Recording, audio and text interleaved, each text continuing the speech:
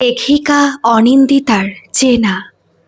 ভালোবাসলে সব পরিস্থিতিতেই মানিয়ে নেওয়া যায়, এমনই এক ভুলে ভরা ধারণা নিয়ে সংসার করতে এসেছিল রুমেলা। সুদর্শন তো বটেই, পলাশের ছিল এক বিশাল ভালোবাসা ভরা হৃদয়। অন্তত বিয়ের আগে অবধি রুমেলার সেটাই মনে হয়েছিল। পলাশ যে তার মা বাবার কাছ থেকে কিচ্ছুটি চায়নি, কেবল তাকে ছাড়া, এটা ভেবেই মনটা বড্ড খুশি হয়ে উঠেছিল। মনে মনে সে ঠিক করেই নিয়েছিল, জীবনে ভালো চাকরি আছে, পলাশ আছে, অগোছালো হোক না, সে নিজে আছে তো। সুন্দর করে সবকিছু সাজিয়ে নিতে কতক্ষণ। বিয়ের আগে পলাশের বাড়ি যায়নি সে, হাড়ি আলাদা হলেও সাবেকি বাড়ি তো যৌথ, লোকজনও একসঙ্গে থাকে। বিয়ের আগে হবু বউকে বাড়ি দেখাতে এলে হাজারো কথা উঠবে। পলাশই বলেছিল একদিন হাসতে হাসতে, সেদিন গুরুত্ব দেয়নি রুমেলা। হাড়ি আলাদা যখন, তখন নিজেদের মতো থাকলেই হলো। খামোখা পাড়া প্রতিবেশীদের নিয়ে এত চিন্তার দরকার কি? উৎসব অনুষ্ঠানে মুখ দেখা দেখি ওটুকু বেশ মানিয়ে নিতে পারবে সে। দুজনে মিলে ক্যাফেতে বসে কফি, স্ন্যাক্স, ডেজার্ট খেতে খেতে ভবিষ্যতের পরিকল্পনা সাজায়। সুবিনয়, কাজরি দুজনেই বারবার ভেবে দেখতে বলেছিলেন। বলাটাই স্বাভাবিক, ছেলে ভালো, মেয়েকে ভালোবাসে, ভালো চাকরি, সব ঠিক, কিন্তু মানুষগুলো, তাদের সেকেলে ভাবনা চিন্তা। উত্তর কলকাতার পরিবারগুলোতে আজও মধ্যবিত্ত মানসিকতা বেশ গভীরে গিয়ে শেকড় গেড়ে আছে। কলপার, রোয়াক, ঝুল কালিমাখা রান্নাঘর। শহুরে আধুনিকায়নের আঁচ অনেক বাড়িতেই পৌঁছায়নি। আর্থিক তো বটেই, মানসিকতার সমস্যাও রয়েছে বিস্তর। দীর্ঘ গ্রীবা সুরম্য ভঙ্গিতে বাকিয়েছিল রুমেলা। তাতে হয়েছেটা কি? আমি যথেষ্ট রোজগার করি বাপি, পলাশও করে। তেল কালি মাখা কিচেন ঝকঝকে মডিউলার হতে কদিন লাগে? বেশি দিন লাগে না হয়তো, কিন্তু মন মানসিকতা বদলাতে অনেক দিন লেগে যায়। মুখে বললেও সুবিনয় বুঝে নিয়েছিলেন মেয়ের মানসিকতার বদল এই মুহূর্তে সম্ভব নয়। বরাবরের জেদি মেয়ে, ভেবেছে যখন বিয়ে এখানেই করবে। বধূবরণের পর বাড়ি ঢুকেই চমকে উঠেছিল রুমেলা। বেশ বড় বড় 3টে ঘর, রান্নাঘর, বৈঠকখানা ভাগে, বাথরুম কিন্তু লম্বা টানা বারান্দার এক প্রান্তে। অবাক হয়েছিল সে, রাত বিরেতে অত দূর। সাজানো ভ্রু কুঁচকে শাশুড়িমা বলেছিলেন, আমরা তো এতদিন এভাবেই বাবু চলাফেরা করে এলাম, কিছু তো অসুবিধা হলো না। এজন্যই বলে লোকে, দুদিনের যোগী ভাতেরে কয় অন্ন। স্বেচ্ছায় বিয়ে করে এসেছো যখন সহ্য করো। মনে পড়ে যায় পলাশের বলা কথাগুলো। আরে এখন থেকে এত দুশ্চিন্তা কেন সুন্দরী? চোখের নিচে কালি পড়বে যে। পূব দক্ষিণ খোলা ফ্ল্যাট কেনার দরকার আমাদের হবে না। গিয়ে দেখবে একবার, দক্ষিণ খোলা বড় বড় ঘর, পরিবারের মানুষজনের অমায়িক ব্যবহার। কখনো তোমার একলা বলে মনেই হবে না। মিলেমিশে দিন কিভাবে চলে যাবে টের পাবে না। মনে মনে হাসে রুমেলা, অমায়িকই বটে। অষ্টমঙ্গলা থেকে ফিরে অফিসে জয়েন করার কয়েকদিন পর দেখে ড্রেসিং টেবিলের ড্রয়ার থেকে দুটো দামি লিপস্টিক উধাও, কয়েকটা নেল পলিশ, জাঙ্ক জুয়েলারিরও হদিশ নেই। রাতের বেলা পলাশকে বলতে সে গুরুত্ব দেয় না। বাধ্য হয়ে শাশুড়িকে জানাই রুমেলা। ব্যঙ্গ হাসি হাসেন শাশুড়ি, একটাই তো ননদ তোমার, নিয়েছে না হয় 2টো লিপস্টিক, কয়েকটা নেল পলিশ, কি বা এসে গেছে তাতে? বাড়ির মেয়ে, বাড়ির বউয়ের কটা জিনিস নেবে, তার জন্য এখন থেকে আবার জিজ্ঞেস করে অনুমতি নিতে লাগবে নাকি? বুঝলে বৌমা, কাল থেকে অফিস বেরোনোর সময় আলমারিতে আর চাবি টাবি দিও না। বলা তো যায় না কার কখন কি দরকারে লাগে। অবাক হতেও ভুলে যায় সে, তার নিজস্ব আলমারিতে কার কি দরকার। নিজস্ব আবার কি? আলমারি তোমার বাপে দিয়েছে? এ তো আমরা ভালোবেসে তোমায় ব্যবহার করতে দিয়েছি। পলাশ যখন বলল কিছু নেব না, আমি আপত্তি করিনি। বাড়িতে কি কম আছে? তা বলে আমার তোমার, এ আবার কেমন কথা? রাতের বেলা পলাশকে বললে সে হাসে। মায়ের ওই রকম কথা, আসলে প্রাইভেসি বোঝে না। তখনকার দিনের মানুষ তো, সামান্য একটা ব্যাপার মানিয়ে নিতে পারছো না, আমাকে বলা লাগছে সেটা।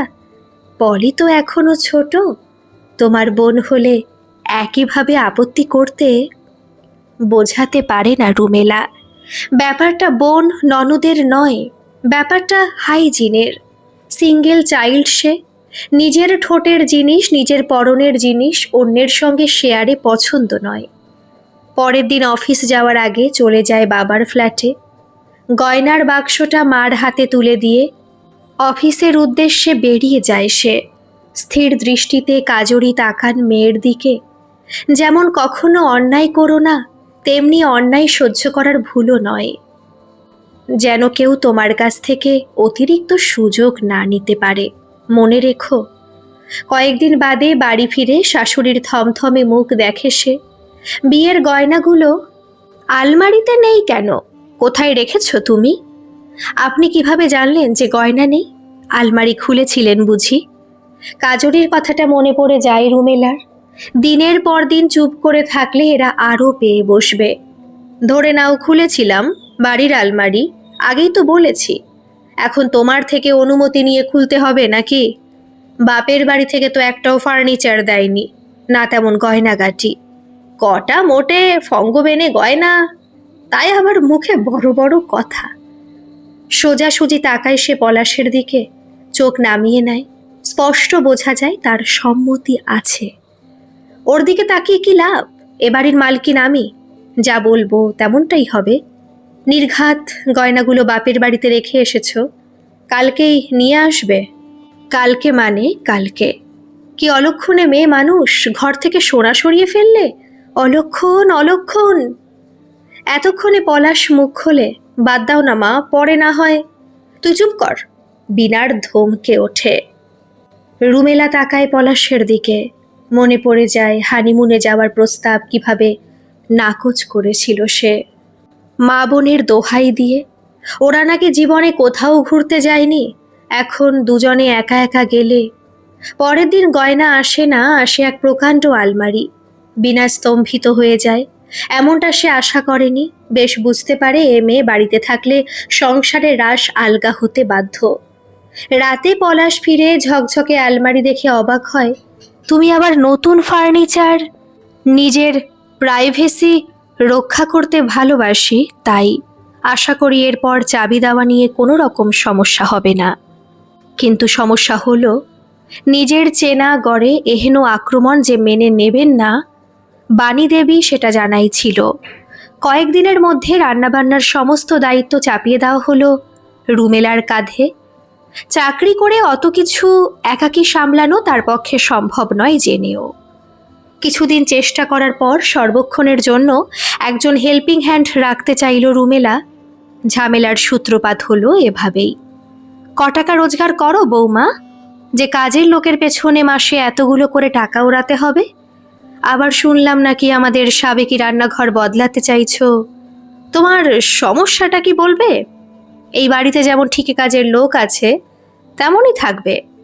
এর চেয়ে বেশি কিছু আশা করো না। নতুন করে কোনো লোক বা বদল সম্ভব নয়।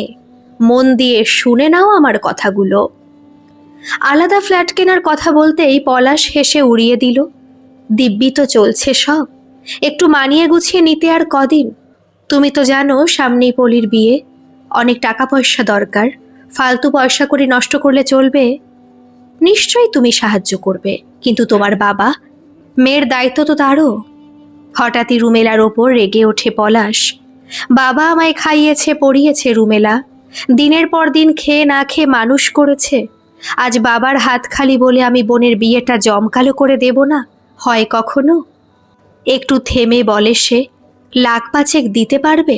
ধার হিসেবে নিতাম না হয়। আসলে আমার একার রোজগারে সবটা কুলোচ্ছে না। কত লাগবে মোট খরচ সেই হিসেব করেছো তুমি? কত আর 12-13 হবে, খুব বেশি হলে 15। হঠাৎ যেন মনে পড়ে গেছে, এইভাবে বলে ওঠে পলাশ। তোমার পাওনা গয়না থেকেও তো কিছু দিতে পারো, তাহলে অন্তত খরচটা খানিক কমে। অবাকের চূড়ান্ত সীমায় পৌঁছে যায় সে। আমার গয়না, টাকা? তুমি তো বলেছিলে আমার জিনিসপত্র গয়নাগাটি নিয়ে তোমার কোনো রকম মাথা ব্যথা নেই। তাছাড়া অতগুলো টাকা বিয়েতে খরচা করার কি সত্যি সামর্থ্য আছে আমাদের? একবারও ভেবে দেখেছো তুমি?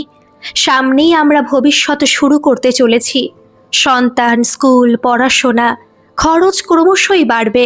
সব লিকুইড ক্যাশ এখনই হাত থেকে বেরিয়ে গেলে ভবিষ্যতে কি হবে? হঠাৎ একটা জরুরি প্রয়োজন এসে পড়লে টাকা কোত্থেকে আসবে? কিভাবে সামলাবো সব কিছু? তার চাইতে ৮-১০-এর মধ্যে সবটা সামলানোর চেষ্টা করো। বলেছ যখন আমি নিশ্চয়ই সাহায্য করব, কিন্তু ১,৫,০০০ নয়, ১,৩০,০০০। বাকিটা থাকবে বিশেষ প্রয়োজনের জন্য। আমার একমাত্র বোনের বিয়ের ব্যাপারেও বার্গেনিং করবে তুমি? ছি রমু, আমি ভেবেছিলাম তোমার মানসিকতা উদার। বড়লোক বাড়ির মেয়ে তুমি, এত ছোট মন তোমার, জাস্ট ভাবতেই পারছি না।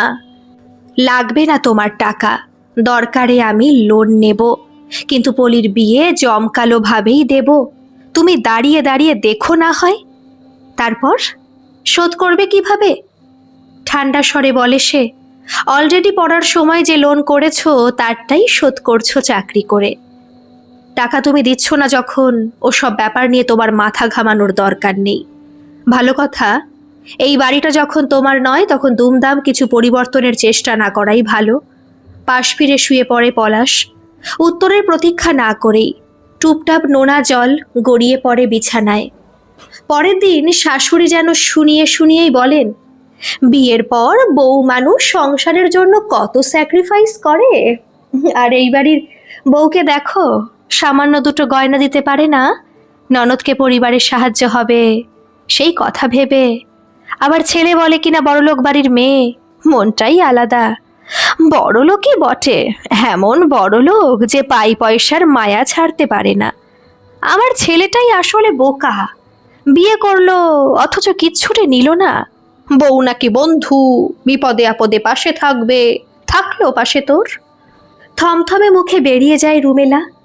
রাতের বেলা বাড়ি ফিরে দরজায় হাত লাগাতে যাবে এমন সময় কানে আসে শাশুড়ির চাপা গলা। ছেলে যে আবারও লোন নেবে বলছে। আমি তো ভেবেছিলাম বৌমা পলির বিয়েতে অনেকটাই সাহায্য করবে। এবার কি হবে ভেবেছো একবার?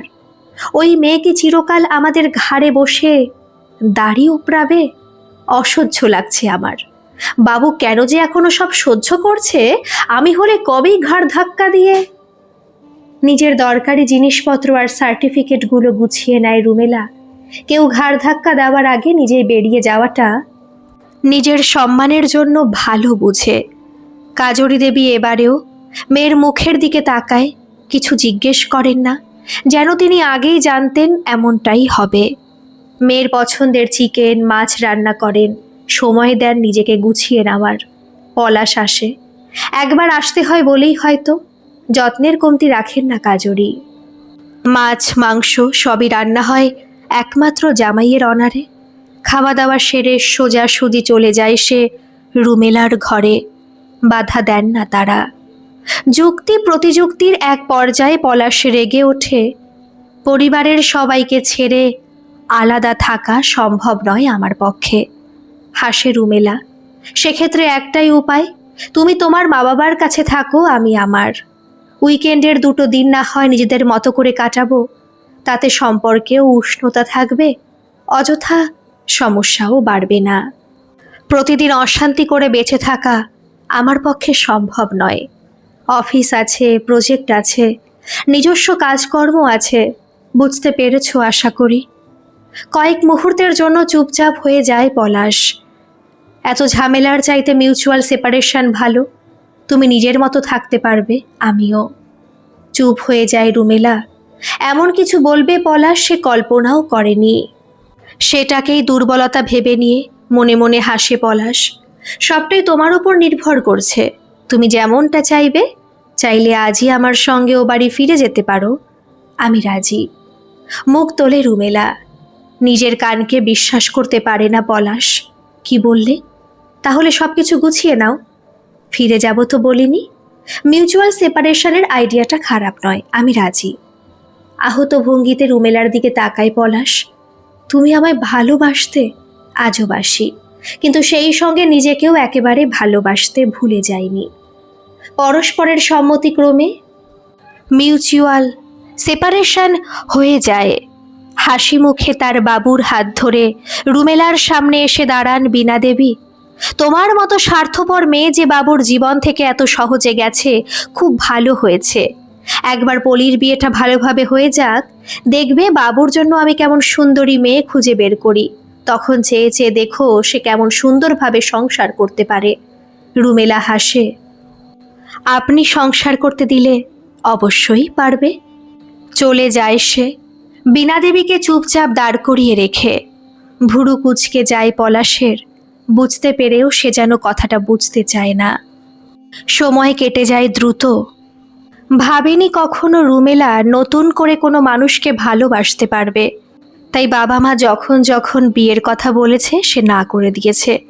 কিন্তু দেবর্ষীর সঙ্গে হঠাৎ এক অনুষ্ঠানে আলাপ হওয়ার পর সে বুঝল এই মানুষটাকে ভরসা করা যায়। তবুও যেন মন মানছিল না তার। বিশ্বাস করে এই ভুল একবার তো করেইছে, আবারও করবে। থমকে যায় ভাবনাগুলো। এত কি ভাবছেন? হাসে দেবর্ষী। ভাবছি এখনও কি ভুল থেকে শিক্ষা নিতে পারিনি? নইলে আবারও ভুল করতে যাচ্ছি যে। ভুল? বিয়েটা ভুল কেন হতে যাবে? যে মানুষকে ভালোবেসেছিলেন তার সঙ্গে থাকতে চাইবেন, এটাই তো স্বাভাবিক। এর মধ্যে ভুল কোথায়? অবাক হয়ে তাকায় রুমেলা। এমনভাবেও কোনো মানুষ ভাবতে পারে? আত্মীয় স্বজন, বন্ধু বান্ধব সবাই তো তাকে বোঝাতে ব্যস্ত ছিল পলাশের সঙ্গে সম্পর্কে জড়িয়ে সে কতটা ভুল করেছে। দেখুন, নতুন করে সম্পর্কে জড়াতেই হবে, একা বাঁচতে পারা মুশকিল বলে বিয়ে করতেই হবে, এমন প্রিমিটিভ ধারণা আজকের দিনে আর চলে না। ওসব নিয়ে না ভেবে একবার বন্ধু হয়েই দেখুন না, দেখবেন ভালো লাগবে। এই যে আপনি একটা পুরনো সম্পর্ক ছেড়ে বেরিয়ে এসেছেন, জীবন কি তাতে থমকে গেছে? একাই তো দিব্যি পথ চলছেন, পছন্দগুলো বেঁচে আছে। পথের বাঁকে এসে দাঁড়িয়েছি আমি আজ। ভালো না লাগলে সরে যাব, একটা ভালো স্মৃতি হয়ে রয়ে যাব হয়তো, কিন্তু পথ চলতে আপনাকে নিজেকেই হবে। একাকী এত জটিলভাবে ভাববেন না, সহজভাবে চোখ মেলে দেখুন, দেখবেন জীবন নতুন নতুন রূপে আপনার সামনে হাজির হবে।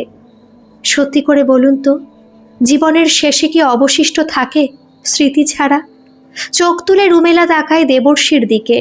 পড়তে চেষ্টা করে মানুষটাকে। ভালো স্মৃতিরা, তারা আমাদের মনকে আনন্দ দেয়, তাই থেকে যায় মননে। চেষ্টা করি মুহূর্তে বাঁচতে, মুহূর্তগুলো জমিয়ে রাখতে। অনাড়ম্বরভাবে রেজিস্ট্রি করে বিয়েটা হয়ে গিয়েছিল, সোহাগে আদরে নয়, তবে বন্ধুত্বের বাঁধনে বেশ কেটে যাচ্ছিল দিনগুলো। হঠাৎ একদিন দেবর্ষী এসে বলল, জঙ্গলে যাবে? মানুষের মাঝে বড় রেষারেষি, কিন্তু জঙ্গলে দেখবে কি সুন্দর ভারসাম্য। অকারণে তারা কিচ্ছুটি করে না। যাবে? এক্সট্রা পাওনা ক্যাম্প ফায়ার, কাবাব, রোস্ট আর প্রকৃতির মাঝে বসে নিজেদের আর একটু ভালোভাবে চিনে নেওয়া। উচ্ছ্বাস নিয়ে বলেছিল রুমেলা, কখনো জঙ্গলে যাইনি আমি, কবে নিয়ে যাবে আমাকে? পায়ে হাঁটা পথ ধরে চলতে চলতেই দেখা হয়ে গেল পলাশের সঙ্গে। অসহায় নয়, তবে বড্ড একাকী। সকালে দেবর্ষীর ঘুম সহজে ভাঙে না বলে একাই বেরিয়েছিল সে। কে জানতো বনপথে দেখা হয়ে যাবে অনেক দিনের চেনা মানুষের সঙ্গে। অস্ফুটে বলেছিল সে, তুমি এই জঙ্গলে? সাবলীল হেসেছিল রুমেলা। দিনের পর দিন কেটে গেছে, স্মৃতিরা হারিয়েছে ঠিকানা। দেবর্ষী এসে ভরিয়ে দিয়েছে তাকে যত্নে, বোঝাপড়ায়। পলাশ এখন শুধুই এক নাম। তরুণী দিনের কিছু মধুর স্মৃতি আছে যার সঙ্গে জড়িয়ে, এটুকুই। এসেছি ঘুরতে। শিথির সূক্ষ্ম রেখার দিকে চোখ যায় তার। পৌরুষের আহত অহংকার বলে ওঠে, বিয়ে করেছ? আর তুমি? করেছিলাম, মাই জোর করে, কিন্তু নন্দিতার সঙ্গে মায়ের একেবারেই বনিবনা হলো না। সে তোমার মতো শান্ত নয়, নিজের দাবি আদায় করে নিতে জানে। তাই আমি আজকাল আলাদা থাকি নন্দিতার সঙ্গে। ভালো থেকো। চলে যেতে উদ্যত হয় রুমেলা। আমি ভালো নেই রুমু, একেবারেই ভালো নেই। তাই তো সাংসারিক জটিলতা এড়াতে অফিস ট্যুরের নামে পালিয়ে আসি জঙ্গলে, পাহাড়ে। বিছানা আলাদা হয়েছে অনেক দিন, শুধু টাকার জন্য আমার সঙ্গে নন্দিতার সম্পর্কটা আছে। বেঁচে আছে কিনা জানি না ঠিক। রুমেলা শোনে, হাঁটতে থাকে, পায়ে পায়ে সরে যেতে চায় দূরে। কেন শুনবে সে পলাশের স্বগোক্তোক্তি? কি দরকার তার? কিন্তু হঠাৎ পেছন থেকে ভেসে আসা একটা কথা শুনে থমকে দাঁড়িয়ে পড়ে সে। ক্ষমা করতে পেরেছ কি আমায়? পেরেছ ভুলে যেতে? ঘুরে তাকায় রুমেলা।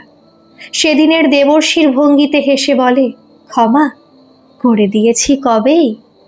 আর ভোলার কথা, কেন ভুলবো তোমায়? এই জীবন পথে চলতে সবাইকে একলাই হয়। তাই যত ভালো স্মৃতি জীবন উপহার দেয় তাকে একটু একটু করে জমিয়ে রাখতে হয়।